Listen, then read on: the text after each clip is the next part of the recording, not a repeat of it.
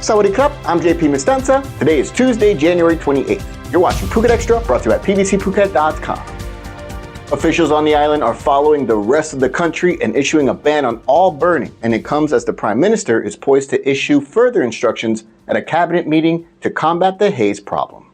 Smog has blanketed large swaths of northern and central Thailand since the beginning of this year. It's gotten so bad that Bangkok itself was in the top 5 of most polluted cities in the world for several days in a row. As of last Thursday, 44 of Thailand's 77 provinces were subjected to hazardous red levels of PM 2.5 pollution, while 27 provinces were at orange levels, according to Geoinformatics and Space Technology Development Agency. Here in Phuket, we did reach the orange level over the past few days, though debilitating levels of smog has largely skipped the island. Despite all of this, though, the Phuket Vice Governor Abdul Chutang has issued a provincial ban on all agricultural burning last Friday, though the announcement was not made public until this past Monday. Forest fires during the dry season is nothing new, but much of the local population still practice agricultural burning during this time, which Phuket officials are banning for the foreseeable future. In addition, officials are also implementing several regulations, including the creation of fire breaks. Agricultural burning can only be done with prior permission from the local village headman, known as a kamnan, and these kamnans are responsible for ensuring compliance of the ban. The issue of PM 2.5 pollution is the focus of today's cabinet meeting in Bangkok after Prime Minister Paetongtarn Shinawatra, upon returning from the World Economic Forum in Davos, Switzerland at the weekend, said the escalating pollution crisis transcends national borders. According to the Premier, Foreign Minister Maris Sangiampongsa has been asked to hold talks with ASEAN to seek regional cooperation to tackle the crisis. According to the Public Health Ministry, face masks are being distributed to vulnerable groups in the areas where the hazardous levels are in the orange and red zones. For more, visit thephuket.news.com. A group of foreigners on motorbikes were caught on video speeding through a checkpoint on the Patong Kamala Road over the weekend, which drew the ire of netizens island-wide and has Kamala Police under pressure to crack down on reckless motorbike driving. It all happened during a checkpoint set up by traffic police on the Patong to Kamala Road southbound, as a 1-minute and 17-second dashboard camera video shared online shows one tourist on a motorcycle ignoring the officer's attempts to stop him and racing toward Patong. The video further revealed others from the same group following suit, zipping past the checkpoint without hesitation. Members of the same group are then speeding to catch up with their friends. The footage was posted on social media channels, including the Phuket Old Town Facebook page, where it quickly went viral and sparked widespread criticism from the local community. Complaints ranged from the dangers posed by such reckless behavior to calls for stricter enforcement against offenders. Meanwhile, others criticized the lack of sufficient manpower at the checkpoint. This incident has reignited conversations about the challenges of managing Phuket's growing influx of foreign tourists, particularly in high-traffic areas such as Patong and Kamala. Meanwhile, the Kamala Police Chief has vowed to take stricter measures to address the issue. Officers will check vehicle documentation more thoroughly, and the public was urged to report any instances of dangerous driving. For more, visit thephuket.news.com.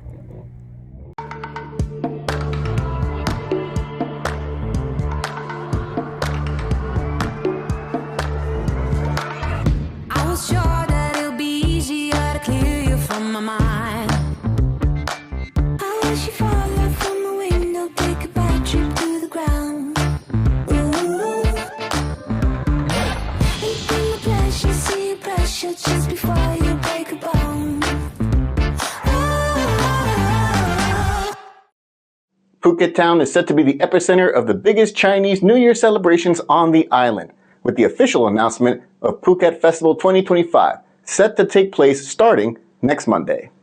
Phuket City Mayor Saroj Angkanapilas unveiled the event at a press conference held at the Chartered Bank intersection on Monday, with key tourism partners in attendance. This year's festival, themed Phuket Festival 2025, The Charm of Culture, The Relationship of Phuket City, will take place across 3 days, from Monday, February 3rd to Wednesday, February 5th next week. Cultural stage performances featuring light and sound shows and youth showcases will take place on the main stage opposite the Peranakan Museum and across 5 smaller stages at various iconic Old Town locations. Monday is expected to see a grand parade with over 300 participants taking to the streets in Phuket Old Town. There will also be an event called the Phuket Old Town Charm Discovery Challenge, where visitors can explore the area, participate in a fun scavenger hunt, and win prizes. Projector mapping will narrate Phuket's history and culture in a light and sound display. A key attraction this year is the Dragon Lantern Tunnel, a 40-meter installation with 3 intricately designed sections spread across Krabi Road, Depkrasatri Road, and Phuket Road in Phuket Old Town. Food lovers can indulge in offerings from over 460 vendors, celebrating Phuket's designation as a UNESCO City of Gastronomy with an array of local delicacies. Over 920 parking spaces are being arranged across 8 locations as well, including at Sanam Chai, Pluk Panya School, and Limelight Shopping Mall. For more, visit thephuket.news.com.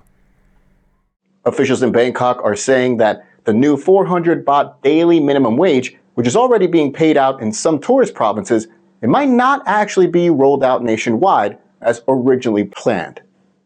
The comments were made by the Permanent Secretary for the Ministry of Labor, Bunsong Tapchayut, on Monday in Bangkok, following the first meeting of the Tripartite Wage Committee for this year, the same committee that originally approved the minimum wage increase in the first place last year.